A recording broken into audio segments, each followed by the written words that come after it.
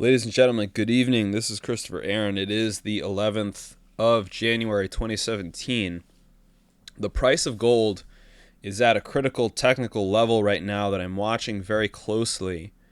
And if you are investing in the precious metals, especially on any sort of leveraged basis, I would encourage you to really watch these technical levels here that we are talking about. If you are a stacker or you're accumulating gold and silver, this will also apply to you to some extent, although you absolutely will have a different strategy. Because if you're accumulating over the long run, then you may want to time your purchases to some extent for the lows, although you do have the luxury of averaging your way in over the course of many months or many years. So this can help with that as well. Now, the price of gold that we are looking at here that is going to be most important is the 1200 level. Notice this was basically the high minus about $3 that was hit today. Okay, so 1200. So gold making a new high toward 1200, and flipping over to the silver side, we're seeing that silver is lagging a little bit right now, hitting not a new high for this move below the 1690 level that was hit yesterday. So silver is lagging a little bit. That is okay, but it is giving us some set of information here that we should be paying attention to. Now remember that 1190 to 1200 region on gold. As we look at the clue that is setting up here insofar as the negative divergence that I'm seeing between the gold miners and the price of gold itself. So on the bottom here, for anyone who is new to this form of analysis, we're looking at the GLD fund, which is a paper fund, which I do not recommend that you own for the long run. I think it's much better to own physical, tangible metal, either store it yourself or have it stored somewhere for you. But this fund allows me to track the minute by minute, hour by hour action of the underlying metal, because the fund moves on a 1-to-1 ratio with the price of gold itself. And on the top here we have the GDX fund representing the large cap gold mining complex. There are some silver companies in this set of companies as well, but this is mostly a gold mining fund. So when we look at the ratio here, we're looking over the last week of the gold miners versus the price of gold. And what do we notice here? This high that was set 5 days ago in the price of gold was matched by this level here in the GDX, right around 23.35 cents. Gold made a new high 3 days later. This was yesterday. You can see right here. This high exceeding the former high from last week. What happened to the gold mining complex? Not only did it not make a new high, but it actually made a lower high for this move, coming up to only 22.95 on the GDX fund. And then what happened again today as the price of gold almost got up to 1200 is that the gold mining complex made once again a lower high.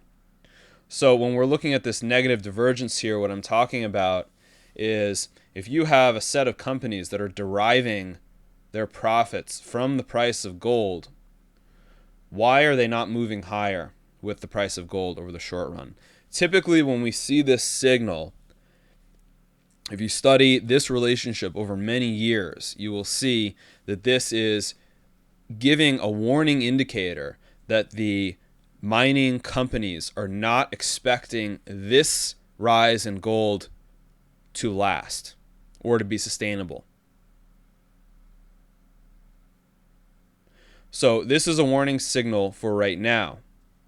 This is a short-term signal, not a long-term signal. Let's put this into better perspective. Let's look at gold over the course of the last 2 years. And if you are new to this charting system, what I would recommend that you do is to put the screen on maximize to make it a full screen. And then I actually recommend that you take about 3 giant steps backward. so that you're really letting your eyes kind of focus on the major trends that are going on here and not getting too caught up in the short-term gyrations. So the colors here that I'm showing on the key for anyone who is new, these stay the same for pretty much every chart that I do. For example, black, we are always looking at these horizontal support and resistance levels. So what does this mean? For horizontal, it means, for example, look at this level, 1190 here, represented by the double black line that was hit in October of 2015. So in October of 2015, you had buying overwhelmed by selling. So this is a horizontal resistance level. What happened here in February is that a new set of buyers came in and overwhelmed these sellers. And so the price was allowed to finally rise higher as all the sellers had been exhausted here around 1190. And notice the price here spiked up to 1260 before dropping right back down to 1190 just 2 days later. And what happened there? It bounced again. So the same buyers who had overwhelmed these sellers here were waiting at that 1190 level. Look then again in March, the price had risen up to 1285, came down to just above 1200 here in March. And what happened? It bounced again. So there were buyers waiting here in the 1190 to 1200 region. What happened again here in May after this rise and this drop was these buyers came in again. So we had a fairly decent support level here established, horizontal support between 1190 and 1200. Now we had everything happen over the summer, Brexit, the Trump victory, which totally threw the markets on their heads. And what happened here in the wake of the Trump victory? The buyers who had been present for basically the first half of 2016, for whatever reason, they were no longer present here in November. So notice we're not getting into the fundamentals here. I do grasp the fundamentals. I do every once in a while discuss the fundamentals, but there are 100 channels and websites dedicated to the fundamentals of this market. The point of this is to show you what is actually happening to the price and where do we expect the price to go based on an observation of where these large buyers and sellers had been located in the past. So the buyers were no longer here at 1200. Why? We don't know, but they did not show up in November. Okay, gold came back down, basically came about $10 or $15 away from this broken trend channel here. So this region acted as support, and you are now getting back up into the 1190 to 1200 region. Once again, labeled initial resistance on this chart. Now, this is one of the major principles if you're studying technical analysis of any market, which is that all things considered, a level that held 2-3 times here over the course of a number of months and then failed to hold should fail to be exceeded again on the next attempt. In other words, this should act as resistance here right around 1200. Is anything 100%? Is this 100%? No. Will I be happy or okay if the price goes higher? Yes, absolutely. I bought some more gold last week. Okay? Because I know that not any one system is 100%.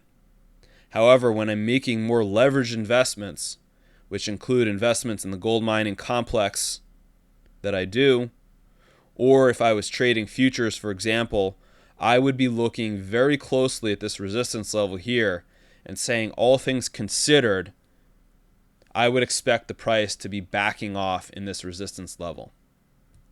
If the buyers fail to be present here in November, we would expect that they fail to be present again now in January. So notice we're talking about an intermediate time frame here. I'm not saying that the price is then going to drop down to 400. I'm also not saying that if the price rises above 1200 that means it's going to $5,000 this year. We're talking about the intermediate term time frame here, 2-year perspective. I will say this, however, should the price show me that it exceeds 1200 on this level, in other words, new buyers would be stepping in here to the price of gold, and that would be very significant from a 1, 2, 3-year time perspective. If you have new buyers stepping in to overwhelm these sellers at the 1200 level, it's telling me that this long-term downtrend that held has a very significant possibility of being exceeded on the next attempt. Why? Because by definition, we have a new class of buyers that are now in the market. So that's why I believe this 1200 level is very critical to watch over the rest of this week and perhaps into next week. If it makes a slight back off in another attempt, let's watch this very closely. I think this will have important ramifications for the rest of 2017 and beyond. Now, switching over to the silver side, this was the chart that I brought up about 2 weeks ago, and I just wanted to show how this resolved here. So what we are looking at here is, again, the SLV fund. This is the same as the GLD fund, but for silver, it is a paper fund. And what you can see is from the August highs, we're just drawing a very simple trend curve channel here. And what you can see is this was an inverse parabolic curve that had formed in the price of silver. As these highs kept coming down and down and down, and these parabolic curves, especially on the inverse, especially for an asset that we know by definition cannot go to zero. Anytime you have a chart like this where the slope of the graph is eventually going to be exceeding an inverse infinite slope fairly soon, you know this is unsustainable. So these can often represent good setups to look to do a trade if you're so inclined to do a trade. Or these can at least get you a sense of the short term that, hey, this decline is not going to last forever at this slope. So sure enough, we saw this bounce here. The question I had in my mind was it going to occur here or was it going to occur 2 weeks later? Sure enough, we've got the bounce here in silver. Now, we zoom this out, and I want to look at the 2-year time frame for silver. Another way to show that parabolic curve here is by showing an embedded set of trend lines. So we have these royal blue trend lines that are pretty much defining the downtrend that we are in right now. And then within that, we're seeing a steeper wedge formation here in the price of silver. This is the one that was broken just a week and a half ago with the break of that parabolic curve. So the price of silver right now finding itself just below 1680. The critical level that I want you to watch here is 1725 for the price of silver. The thing about these wedge formations, they often represent these bottom formations. You can see we had one of these wedges show from 2013 through 2015. It broke here in February of last year, 2016. This represented the bottom of the entire bear market as far as I'm concerned. This wedge being much steeper. The thing to know about wedges is that the steeper they are, the less likely they are to represent the final bottom for a move. So they're good trading patterns. They're good. They give you a sense that the trend is changing. But what can happen for a very steep wedge formation like this is the price can come up and then make a new nominal low. It can kind of hug the broken turquoise color trend line here, coming back down perhaps to the low 15s, even the upper 14s in a worst case scenario. Now, if the price of silver exceeds or matches this 1725, the black horizontal resistance here from December, what it's going to be telling me is that there's a very strong chance that this was the final low for the move. Because then we're seeing such strength here in silver that I believe any further weakness, which will manifest at some point here in the later part of the winter, if the price of silver gets to 1725 or higher and then backs up, I think we will be forming an inverse head and shoulders pattern here on silver, which in a sum will represent the bottom from this August through January decline. If the price of silver stays below where it is here, 1725, I think there's a strong chance that it will be making a new low for the final bottom. I would consider any new low to form above the 1385 level from December to be bullish from a long-term perspective. Certainly many people got very excited about silver in here in the upper teens and 20s and then got flushed out of the market. They will no longer be in the market on the next rise.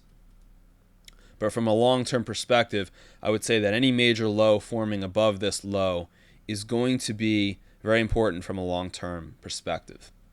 We'll look at some of those long-term charts next week. Thank you again very much for watching. I do appreciate hearing comments. I can't respond to most of the comments. I try to respond as much as possible. I love a good debate. I love having my mind expanded. I provide premium services for individuals who are interested that basically take a written form of what you have seen here and get a lot more in depth about the actual buy and sell signals that I see for gold, silver, the GDX, individual miners, which are highly leveraged to the prices of the metals themselves. That is available on the website. I also work with individuals. A lot of people have really interesting scenarios as to how they came about into the precious metals markets. Some people are sitting on thousands of ounces of silver, or they are highly leveraged in some of the leveraged triple ETFs, and they have questions as to the best way to perhaps diversify their risk or to achieve greater returns. And that is what I do for individuals who have that need and want an independent perspective on that. Thank you again, and I will see you this time next week.